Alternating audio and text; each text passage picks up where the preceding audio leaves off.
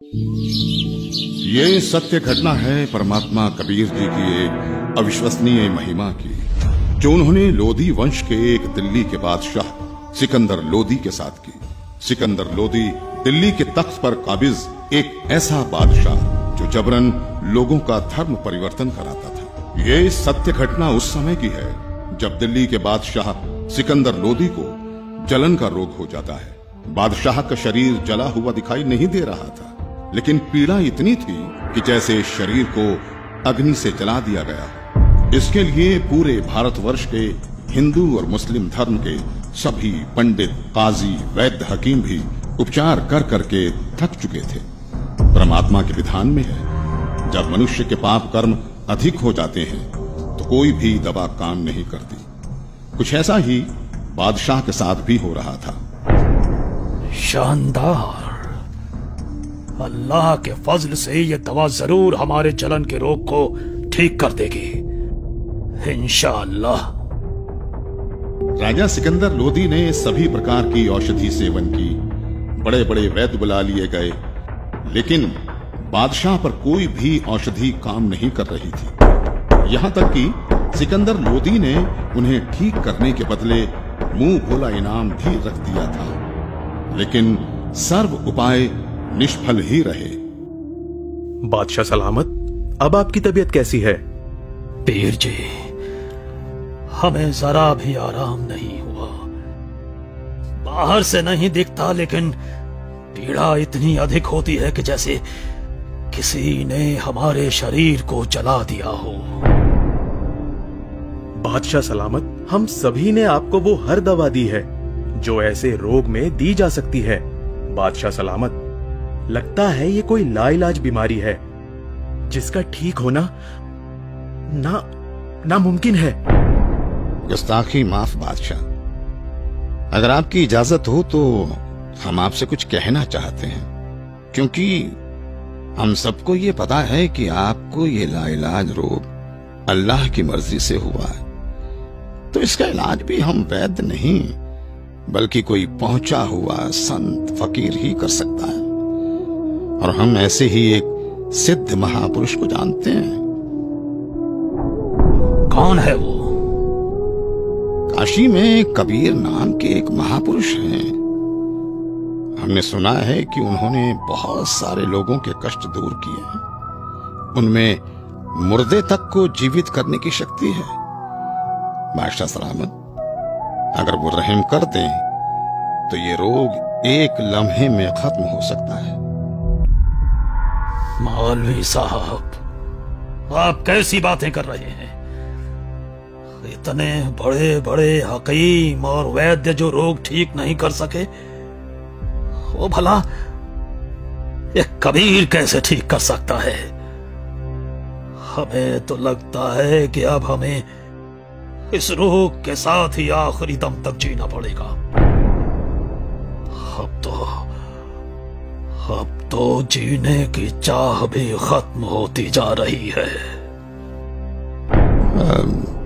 गुस्ताखी माफ करें जहांपना, लेकिन कबीर जी कोई साधारण पीर नहीं है। वो चाहें तो कुछ भी कर सकते हैं। ठीक है, हमारे काशी चलने का बंदोबस्त किया जाए।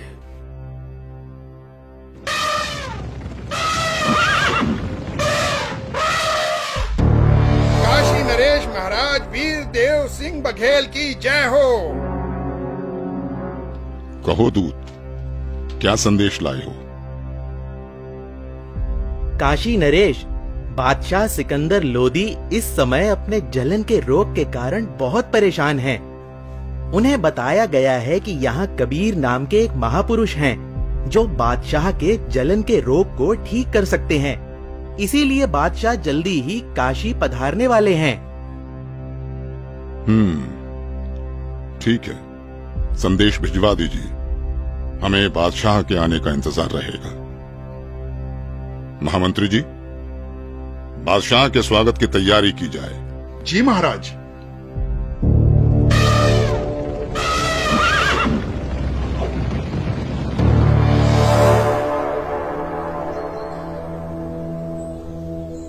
बादशाह सलामत, कृपया भोजन ग्रहण करें। वीरदेव, मैं तुम्हारी खातिरदारी से बहुत प्रसन्न हूं, लेकिन मैं कुछ भी खा नहीं सकता। मैं अपने जलन के रोग से बहुत ज्यादा परेशान हूं। इस समय पूरे जहां में हमसे ज्यादा दुखी कोई नहीं। मुझे मालूम हुआ है कि यहाँ काशी में कबीर नाम के कोई संत हैं। आप उनके बारे में जरूर जानते होंगे, इसलिए मेरी ख्वाहिश है कि आप हमें कबीर जी से मिलवाओ। सुना है इस पृथ्वी पर केवल वही एक हैं जो मेरे इस रोग को ठीक कर सकते हैं, वरना अब केवल आत्महत्या करना ही बाकी रह गया है। बादशाह सलामत, अब आप बिल्कुल ठीक जगह आ गए हैं। निश्चय ही अब आपका जलन का रोग ठीक हो जाएगा। ऐसी क्या खास बात है उन कबीर में, वीरदेव? हे दिल्ली के सम्राट, कबीर जी कोई साधारण व्यक्ति नहीं है, बल्कि भगवान खुद ही कबीर जी के रूप में आए हैं। यदि कबीर देव जी की दया दृष्टि हो गई तो समझो आपका कष्ट हमेशा हमेशा के लिए दूर हो जाएगा। इंशाअल्लाह। वीरदेव, अगर ऐसा है तो जल्द से जल्द उस संत को हमारे पास लाया जाए। आपका आदेश सर आंखों पर बादशाह सलामत, लेकिन मेरी अर्ज है आपसे। बेफिक्र होकर कहो।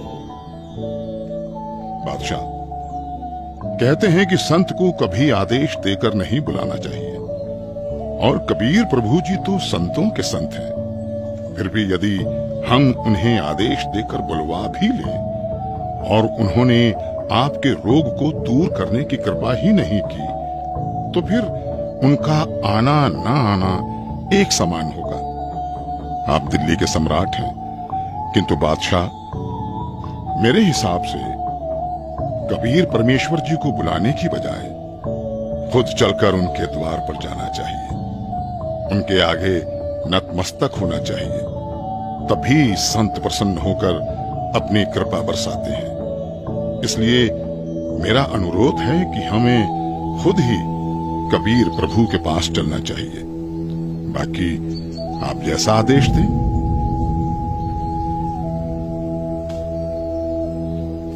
ठीक है, मुझे अभी कबीर जी के घर ले चलो। मैं अभी के अभी कबीर जी से मिलना चाहूंगा। बादशाह सलामत, कबीर प्रभु जी रोज शाम को अपने गुरु रामानंद जी के पास जाते हैं, जहां वो सभी भक्तों के साथ मिलकर आरती किया करते हैं। अभी हमें श्री रामानंद जी के आश्रम ही चलना होगा। इंशाअल्लाह। हे परवरदिगार, लाज रखना। आपके दर्शनार्थ आश्रम की ओर निकल तो पड़े हैं, किंतु वहां तो स्वामी जी ने मुसलमानों का अंदर जाना वर्जित किया हुआ है। दया करना भगवान।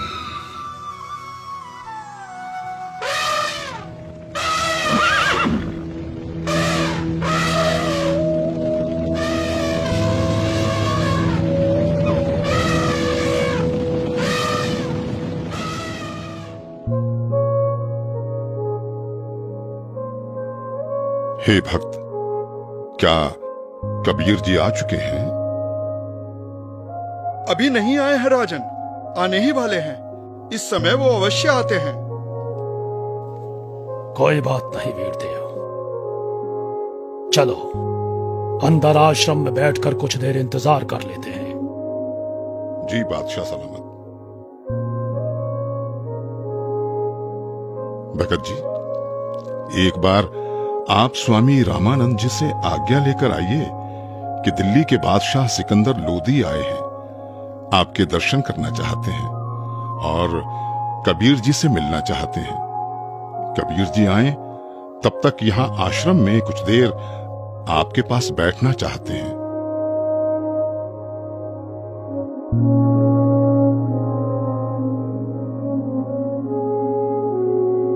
प्रणाम गुरुदेव। गुरुदेव, काशी नरेश, वीर देव सिंह और दिल्ली के बादशाह सिकंदर लोधी आए हैं।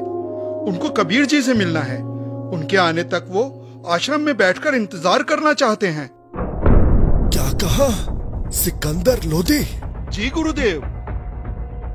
उन मांस खाने वाले पापी मुस्लिम मलिच्छों के लिए यहाँ आश्रम में कोई जगह नहीं। कह दो उसे कि बाहर ही इंतजार करे।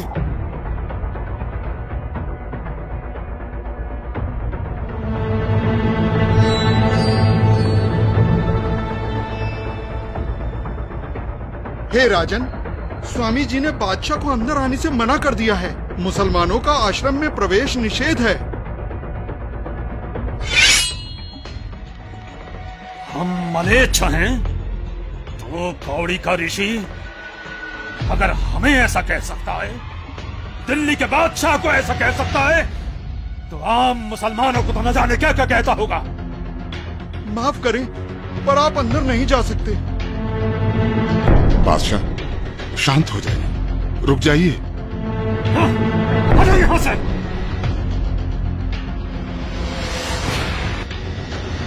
आमानंद, हमें काफिर और मलेच्छ कहता है। अभी बताते हैं तुझे कि हम कौन हैं।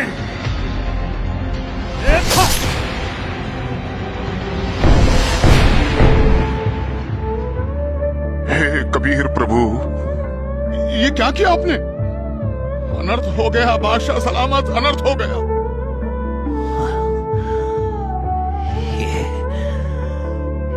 ये मैंने क्या कर दिया?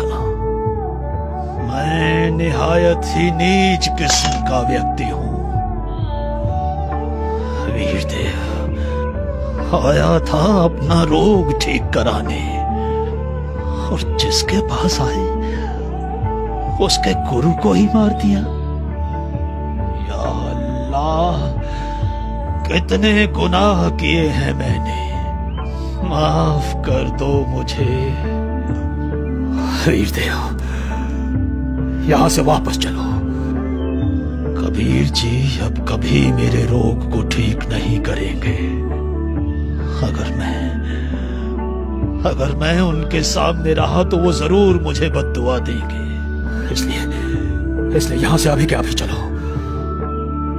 जैसा आपको सही लगे बादशाह, चलिए। कबीर प्रभु जी सामने हैं, बादशाह सलामत। दो राजा एक साथ? काशी नरेश और दिल्ली के बादशाह का इस गरीब के पास कैसे आना हुआ? कहो, कैसे आगमन हुआ?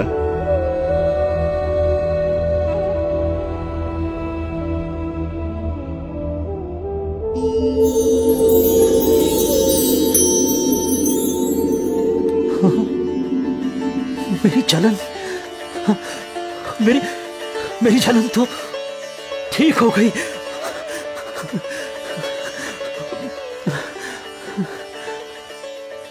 हे अल्लाह की ज़ात, मुझे माफ कर दो। मैं बहुत नीच आत्मा हूँ, मैं बहुत पापी हूँ। क्या बात है राजन? हे परवरदिगार, जिस उद्देश्य से मैं आया था वो तो आपके आशीर्वाद मात्र से ठीक हो गया। मेरे शरीर में जलन का असाध्य रोग था, जिसका कोई उपचार नहीं हो रहा था। उस भयंकर पीड़ा को आपने पल भर में दूर कर दिया परवरदिगार। लेकिन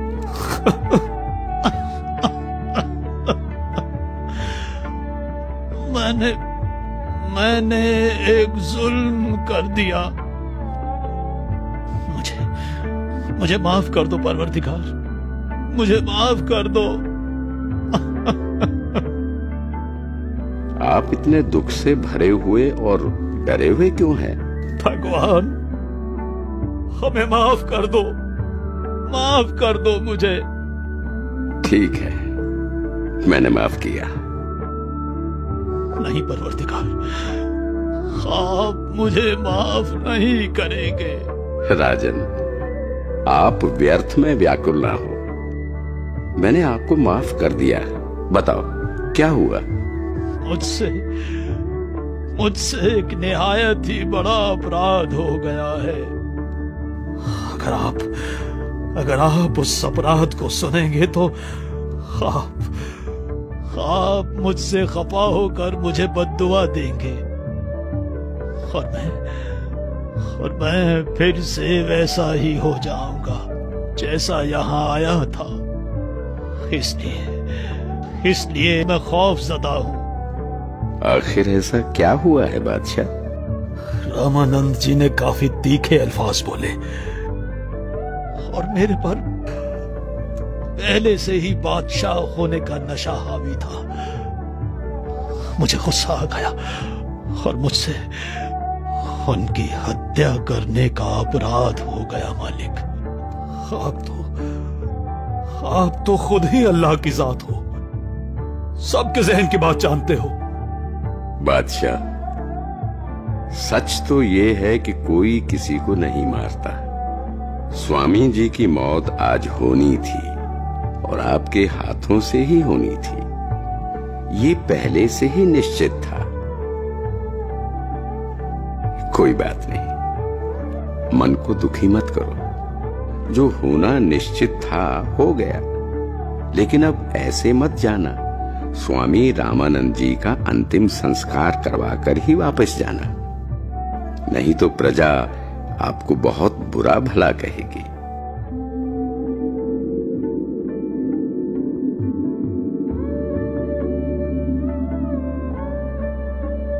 वीरदेव, आज मुझे अल्लाह मिल गए, ऐसे महापुरुष जिनके आशीर्वाद देते ही मैं स्वस्थ हो गया। और मैंने इतना जुल्म किया, फिर भी उन्होंने मुझ पर गुस्सा तक नहीं किया। राजा ने ये क्या किया? अनर्थ हो गया।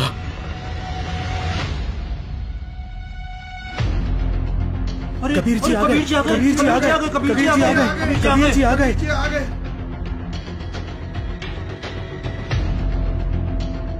हे भगवान, सिकंदर लोधी ने अपने गुरुदेव की हत्या कर दी। अरे नादानो, कोई किसी को नहीं मारता। अपने गुरुदेव के प्रारब्ध में था इनके हाथों मरना, नहीं तो कहां सिकंदर लोधी बादशाह दिल्ली से चलकर यहाँ अपने आश्रम में आए। इनका तो कोई मतलब ही नहीं बनता यहाँ आने का। भक्तों, अपने गुरुदेव जी का संस्कार इन्हीं के हाथों मरने का था। अरे ये तो फिर से आ गया। अब ये क्या करेगा? गुरुदेव, आरती का समय हो गया। आपके सारे भक्त आपकी प्रतीक्षा कर रहे हैं। उठिए गुरुदेव।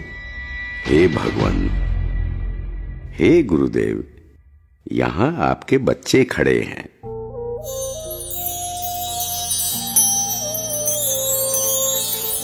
भगवान, बंदी छोड़ कबीर साहेब की जय हो। बंदी छोड़ कबीर साहेब की जय हो। हे कबीर देव जी, ये मेरे शरीर के आधे हिस्से से खून और आधे हिस्से से दूध कैसे निकला? क्या राज है इसके पीछे? गुरुदेव, आप तो परम ज्ञानी हो, आपको तो सब पता है। आप तो बस मुझे महिमा देना चाहते हैं, इसलिए आप मुझसे ये प्रश्न कर रहे हैं। गुरुदेव, आपने अपने इस दास कबीर को गुरु मंत्र देकर हिंदुओं से तो छुआछूत की बुराई को दूर कर दिया, लेकिन मुसलमानों से आप अभी भी नफरत करते हैं। गुरुदेव, कोई भी जाति, धर्म, मजहब बुरा नहीं होता। लोग बुरे हो सकते हैं, हम उन्हें सही रास्ते पर ले जाने ही आए हैं। हम उनकी बुराई को दूर करेंगे, ना कि उन्हें खुद से दूर करेंगे। आप अभी तक मुसलमानों से नफरत करते हो, आप मुक्ति प्राप्त नहीं कर सकोगे। मैंने तो अपना सारा जीवन ही मुक्ति पाने के मार्ग में लगा रखा है। अब मैं क्या करूं? हे भगवान, मुझ पर दया करो। राजन, मैं तो बहुत ही निकृष्ट इंसान हूं। पहले भी मैं ब्राह्मणों के अलावा किसी को अपने पास नहीं आने देता था, और अभी भी मेरे अंदर ये दोष था कि मैं मुसलमानों से नफरत करता था। लेकिन आज परमात्मा कबीर जी की कृपा से मेरे मन से ये मैल चला गया। दुनिया के लिए मेरे शिष्य बनकर लीला कर रहे हैं, किंतु सच तो यही है कि ये सर्व सृष्टि रचनहार है, और मैं भी इन्हीं की शरण में हूं। राजन, मैंने तुम्हें बहुत बुरा भला कहा, मुझे क्षमा करना। मुझे माफ करें गुरुदेव, मैं एक नीच इंसान हूं। मैंने भी बिना सोचे समझे आप जैसे महापुरुष की हत्या कर दी। वो तो मेरी खुशकिस्मती है कि आज मुझे परमात्मा कबीर देव जी के रूप में खुद अल्लाह ही मिल गए। मेरा भी न जाने कौन से जन्म का पुण्य फल उदय हुआ कि मुझ नीच को आप कबीर प्रभु मिल गए। मैंने तो अपने आप को मनुष्यों में सर्वश्रेष्ठ मान लिया था, लेकिन आपकी लीला से मुझे पता चला कि मैं तो कितना निकृष्ट था। आपने ये लीला मुझे सतमार्ग पर लाने के लिए ही की है। मैं तो धन्य हो गया। बंदी छोड़ कबीर साहेब की जय हो। बंदी छोड़ कबीर साहेब की जय हो। बंदी छोड़ कबीर साहेब की जय हो। इस तरह परमात्मा कबीर देव जी ने न केवल सिकंदर लोदी बल्कि गुरु रामानंद जी को सतमार्ग दिखाया और उन्हें मुक्ति की तरफ ले गए। ये अनमोल ज्ञान जगत गुरु तत्वदर्शी संत रामपाल जी महाराज के सत्संगों का अंश मात्र है। संपूर्ण आध्यात्मिक ज्ञान के लिए सुनिए संत रामपाल जी महाराज के मंगल प्रवचन।